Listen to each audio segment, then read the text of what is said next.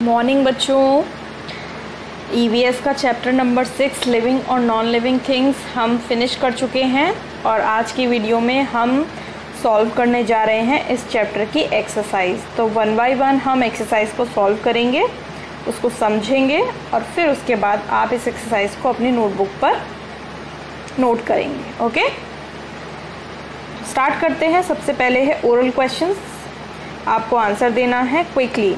Name any 3 living components of our environment. हमारा जो environment है उसमें दो तरह के कंपोनेंट होते हैं, एक बायोटिक कंपोनेंट और एक abiotic component. Biotic component living component होता है और जो अबायोटिक कंपोनेंट होता है वो नॉन लिविंग कंपोनेंट होता है। तो आपको 3 लिविंग कंपोनेंट मतलब बायोटिक कंपोनेंट के नाम बताने हैं। तो कौन कौन से लिविंग कंपोनेंट होते हैं? देखिए, सबसे पहले ह्यूमन बींग्स और प्लांट्स और उसके बाद एनिमल्स। तो ये जो 3 हैं ये आपके लिविंग कंपोनेंट है, human beings, plants and animals. Human beings, plants and animals are 3 living components of our environment. That is the answer of this question. Question number 2, name any 2 decomposers. Decomposers क्या करते हैं?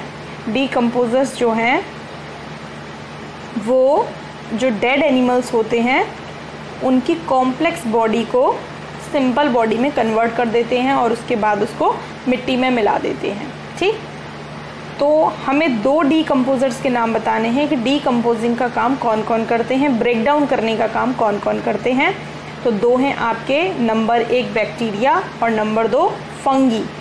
Fungi यानी कि फफूंद और bacteria, ये दोनों मिलकर जो चीज़ें सड़ जाती हैं, गल जाती हैं, मर जाती हैं, उनको ख़त्म कर देते हैं, उनको एकदम मिट्टी बना देते हैं, उनकी राख बना देते हैं।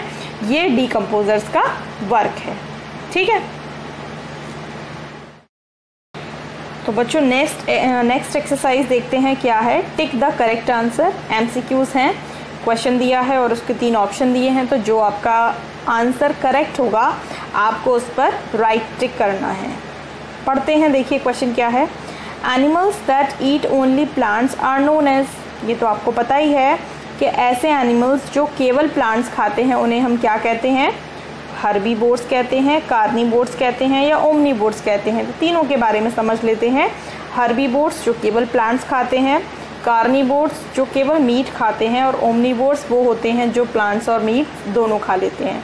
तो इसका सही आंसर क्या है? क्योंकि इसमें केवल प्लांट्स के लिए पूछा गया है, जो ओनली प्लांट्स खाते हैं उन्हें हम क्या कहते हैं? Herbivores. Second question, animals that feed on the flesh of dead animals are known as. अच्छा, अब एनिमल्स को खाना अलग बात है और डेड एनिमल्स को खाना अलग बात है। जो एनिमल्स को शिकार करके खाते हैं उन्हें कहते हैं हम कार्निवोर्स, लेकिन जो मरे हुए एनिमल्स को खा लेते हैं, जो डेड एनिमल्स को खा लेते हैं, उन्हें क्या कहते हैं हम? ओमनीवोर्स नहीं कहते, हर्बीवोर्स नहीं कहते, उन्हें कहते हैं हम स्कैवेंजर्स। स्कैवेंजर्स वो जानवर होते हैं जो शिकार करके जानवर नहीं खाते, बल्कि जो जानवर ऑलरेडी मर चुके होते हैं या जिनका शिकार किया हुआ होता है, आधा किसी ने खाकर छोड़ दिया होता है, तो उनको हम स्कैवेंजर्स कहते हैं। ठीक, नंबर 3 क्वेश्चन है, bacteria and fungi are known as. Bacteria और फंगी को हम क्या कहते हैं? अभी हमने आपको बताया था, प्रोड्यूसर्स कहते हैं, हर्बीवोर्स कहते हैं या डीकम्पोजर्स कहते हैं। तो ऊपर क्वेश्चन में हमने पढ़ा था डीकम्पोजर्स होते हैं क्या? बैक्टीरिया और फंगी। क्वेश्चन नंबर 4 देखते हैं। The ultimate source of energy in a food chain is. Food chain जो होती है, उस फूड चेन में जो एनर्जी सबसे पहले अगर आती है तो वो कहाँ से आती है? हमारी सबकी एनर्जी का सोर्स क्या है? मून से तो एनर्जी नहीं मिलती हमको, प्लांट से एनर्जी मिलती है, लेकिन प्लांट को किससे मिलती है? सन से मिलती है। तो इसका करेक्ट आंसर क्या है? सन है, क्योंकि हम सबकी एनर्जी का जो अल्टीमेट सोर्स है वो आपका सन है। Question number 5, animals that eat only meat. जो एनिमल्स केवल मीट खाते हैं उन्हें क्या कहते हैं हम? कार्निवोर्स, ओमनीवोर्स या हर्बीवोर्स। तो इसका राइट आंसर है carnivores. Which of the following is a producer. कौन प्रोड्यूसर होते हैं? जो अपना खाना खुद प्रोड्यूस करते हैं उन्हें प्रोड्यूसर बोलते हैं। तो प्रोड्यूसर कौन है? ट्री है, टाइगर है या डॉग है? तो कुत्ता तो अपना खाना नहीं बनाता, टाइगर भी नहीं बनाता, तो इसका राइट आंसर क्या है? ट्री है। तो इस तरह से ये आपके टिक मार्क वाले क्वेश्चन कंप्लीट हो जाते हैं। अब हम चलते हैं अगली एक्सरसाइज पर। तो बच्चे लोगों, अगली एक्सरसाइज में हमको करनी है मैचिंग, और मैचिंग बहुत ही अच्छी होती है करने में। तो देखिए क्या करना है मैचिंग में। यहाँ पर कुछ वर्ड्स हम रीड कर लेते हैं। Table, lion, herbivore, carnivore, omnivore. और दिस साइड में कुछ वर्ड्स हैं हमारे पास, human beings, non living, cheetah, living and rabbit. तो अब आपको मैचिंग करनी है कि आप कैसे मिलाएंगे। तो देखिए टेबल को आप क्या लगता है किससे मिलाएंगे? ह्यूमन बींग तो नहीं है ना टेबल, नॉन लिविंग है, चीता से टेबल का कोई लेना देना नहीं है, लिविंग भी नहीं है, रैबिट भी नहीं है। तो टेबल को आप किससे मिला देंगे? नॉन लिविंग से, क्योंकि टेबल जो है वो नॉन लिविंग है। अब बात करते हैं लॉइन की। लॉइन क्या है? लॉइन ह्यूमन बींग तो नहीं है, चीता भी नहीं है, लिविंग है, रैबिट भी नहीं है। तो लॉइन को किससे मिला देंगे? लिविंग से। ठीक है। अब बात करते हैं हर्बीवोर की। हर्बीवोर ह्यूमन बींग नहीं है, चीता हर्बीवोर नहीं है। हर्बीवोर कौन है? रैबिट, क्योंकि वो सिर्फ पेड़ पौधे ही खाता है, सब्जियां और फल खाता है, तो रैबिट आ जाएगा। अब कार्निवोर में कौन हो जाएगा? चीता। ठीक। और हर्बीवोर में कौन हो जाएगा? Human being. तो ये है आपकी मैचिंग। टेबल को किससे मिलाया? नॉन लिविंग थिंग से, क्योंकि वो नॉन लिविंग है, उसमें जान ही नहीं है। लॉइन को किससे मिलाया हमने? लिविंग से, क्योंकि वो एक लिविंग कंपोनेंट है। हर्बीवोर को हमने मिलाया रैबिट से, क्योंकि रैबिट केवल प्लांट्स खाता है या प्लांट के प्रोडक्ट्स खाता है। कार्निवोर को हमने मिलाया चीता से, क्योंकि चीता जो है वो तो मांस खाता है। और ओमनिवोर को हमने मिलाया ह्यूमन बींग से, क्योंकि जो इंसान है वो मांस और प्लांट दोनों चीज़ें खाता है। तो ये हो गई आपकी मैचिंग। अब हम चलते हैं अगली एक्सरसाइज पर। तो एक्सरसाइज नंबर डी में बच्चों देखिए क्या करना है। Draw appropriate arrows to show the energy flow. तो ये कुछ 4 पिक्चर्स दी हुई हैं और इनमें किस तरह से एनर्जी फ्लो होगा उसके लिए आपको क्या करना है? एरो ड्रॉ करने हैं। ठीक है। तो देखो सबसे पहले ये सन है, सन की पिक्चर है। फिर आपकी ये डियर की पिक्चर है, ये आपका ग्रास का पिक्चर है, और ये आपका टाइगर का पिक्चर है। तो सबसे पहले एनर्जी का जो हमारा फर्स्ट सोर्स है वो है सन। सन से एनर्जी कहाँ ट्रांसफ़र होगी? डियर में या ग्रास में या टाइगर में? सन से एनर्जी जाएगी ग्रास में, तो ग्रास की तरफ एरो हो जाएगा। तो ये आपका एनर्जी का एरो लग गया। अब ग्रास को कौन खाता है? टाइगर खाता है या डियर खाता है? तो ग्रास को खाता है डियर, तो ये एरो डियर की तरफ शिफ्ट हो जाएगा। अब डियर को कौन खाता है? डियर को खाता है टाइगर, तो डियर से एनर्जी किसकी तरफ शिफ्ट हो जाएगी? टाइगर की तरफ। तो इस तरह से हमारा जो डायग्राम है वो ऐसे बन जाएगा। सबसे पहला एरो इस साइड में, और उसके बाद दूसरा एरो इस साइड में, और उसके बाद जो थर्ड एरो है आपका वो इस साइड में। ठीक है। तो इस तरह से आपका ये डायग्राम बनेगा। आप अपनी नोटबुक पर इसे बना लीजिए। आपको पिक्चर बनाने की ज़रूरत नहीं है सन डियर की, आप केवल उनके नाम लिख लीजिएगा, दैट्स इनफ। और अगर आपको किसी पुरानी बुक में से इनके पिक्चर्स मिल जाएं तो आप इनकी कटिंग कर लीजिएगा, और कटिंग करके फिर आप इसको नोटबुक में अच्छे से पेस्ट करके बना लीजिएगा, आपका सुंदर लगेगा। तो अब आगे चलते हैं ब्लैंक्स पर। तो ये आपका सेक्शन 2 है। सेक्शन 2 में जो फर्स्ट एक्सरसाइज है वो है आपकी फिल इन द ब्लैंक्स। तो देखते हैं ब्लैंक्स में हमको क्या भरना है। हेल्प नहीं दी है तो हमें खुद से सोचकर भरना है कि ब्लैंक में क्या आएगा। ऑल लिविंग थिंग्स, ब्लैंक है फिर in size. All living things in size, सारे लिविंग थिंग्स जो हैं वो साइज में।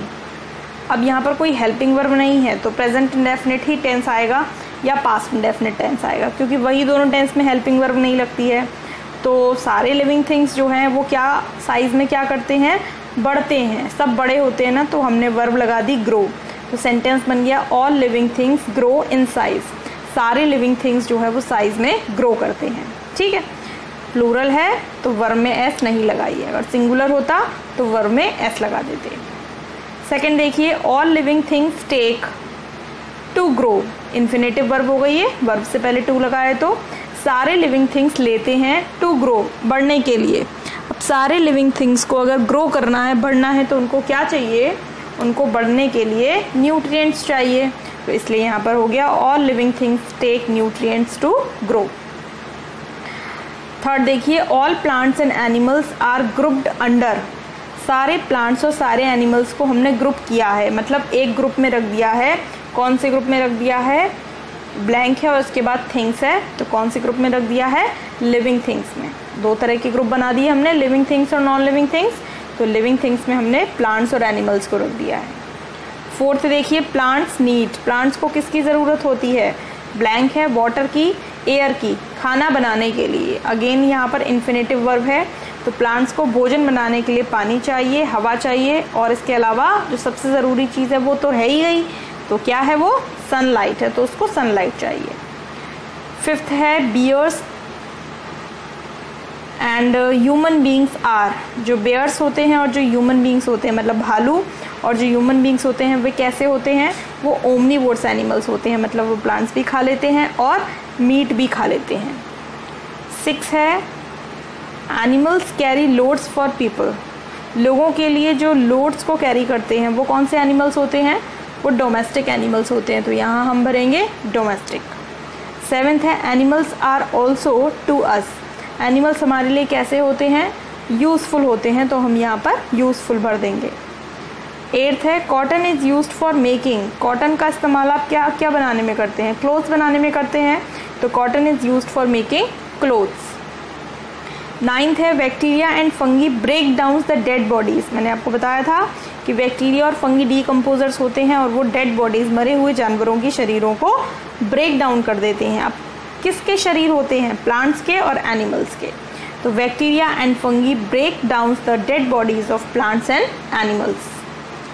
10th है आपका all the animals including are consumers, सारे एनिमल्स कंज्यूमर्स होते हैं क्योंकि सारे एनिमल्स कंज्यूम करते हैं, केवल प्लांट्स जो होते हैं वो प्रोड्यूसर्स होते हैं, बाकी सब कंज्यूमर होते हैं। तो दो तरह की कैटेगरी होती है, एक प्रोड्यूसर की और एक कंज्यूमर की, और तीसरी वैसे डीकम्पोजर्स की होती है, बट मेन जो है वो यही है।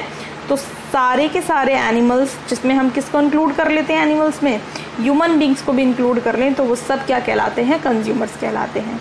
तो इस तरह से ये आपके ब्लैंक थे जो हमने सीख लिए हैं, समझ लिए हैं। अब आप इन्हें राइट डाउन कर लीजिएगा। अब हम चलते हैं अपनी अगली एक्सरसाइज पर, जो है आपकी ट्रू एंड फॉल्स की।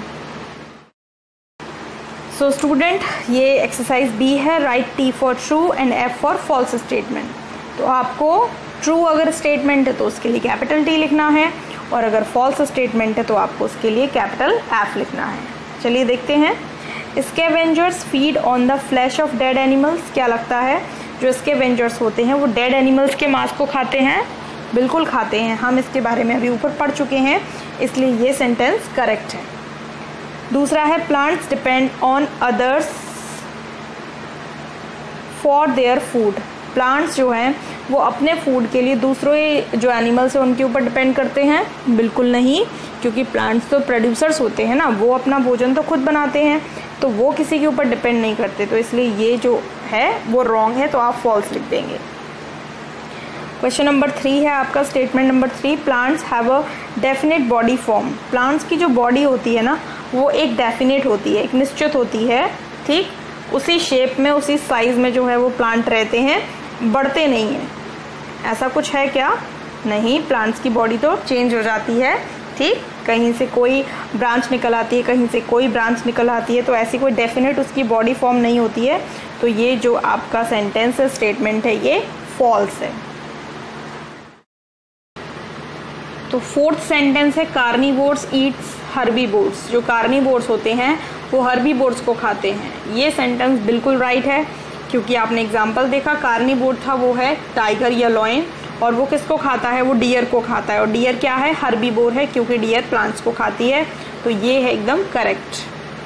फिफ्थ देखिए, एनिमल्स ब्रीथ इन कार्बन डाइऑक्साइड, जो एनिमल्स होते हैं वो सांस लेते हैं, ब्रीथ इन करते हैं, तो क्या कार्बन डाइऑक्साइड लेते हैं? ये तो बिल्कुल गलत है, हम ऑक्सीजन को इनटेक करते हैं और ब्रीथ आउट करते हैं कार्बन डाइऑक्साइड को। तो ये सेंटेंस आपका फॉल्स है। 6 देखिए, living things can move from one place to another, living things जो हैं वो एक जगह से दूसरी जगह तक मूव कर सकती हैं। बिल्कुल, लिविंग थिंग्स की तो ये एक बेसिक प्रॉपर्टी होती है कि वो मूवमेंट करती हैं, प्लांट्स को अगर हम छोड़ दें तो। 7th है, non living things can increase in size, क्या नॉन लिविंग थिंग्स जो है वो साइज में इंक्रीज कर लेती हैं? नहीं, आप नॉन लिविंग थिंग को जितना बनाएंगे साइज में वो हमेशा उतनी ही रहेंगी, चाहे आप कितनी भी साल उसको कहीं पर भी प्लेस कर दें, वो ग्रोथ नहीं करती क्योंकि वो नॉन लिविंग है। तो ये फॉल्स है।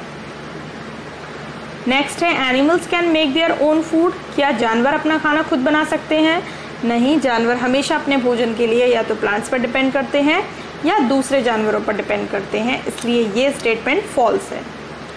नेक्स्ट है the type of soil and the availability of water determines the type of plants that grow. मिट्टी किस प्रकार की है और पानी वहाँ पर उपलब्ध है या नहीं, ये दोनों चीज़ें डिटरमाइन निर्धारित करती हैं the type of plants that grow, कि वहाँ किस तरीके के पौधे, किस तरीके के पेड़ जो हैं वो उगेंगे या बड़े होंगे। ये बिल्कुल स्टेटमेंट करेक्ट है। मिट्टी बदल जाने पर प्लांट्स बदल जाते हैं और पानी बदल जाने पर भी, कहीं पानी ज़्यादा होता है तो वहाँ अलग प्रकार के पौधे पनपते हैं और कहीं पानी की अगर कमी होती है तो वहाँ डिफरेंट टाइप के पौधे पनपते हैं।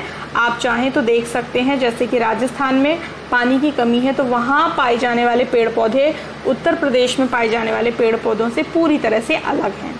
तो कहीं की मिट्टी और कहीं का पानी डिसाइड करते हैं कि वहाँ की जो वनस्पति होगी, वहाँ के जो पेड़ पौधे होंगे वो किस टाइप के होंगे। ठीक है, तो ये थी आपकी ट्रू एंड फॉल्स की एक्सरसाइज जो आपको सॉल्व करनी है। अब हम नेक्स्ट एक्सरसाइज पर चलते हैं। So students, today is activity day and I'm gonna give you some nice activity homework to do. What you have to do, I'll tell you.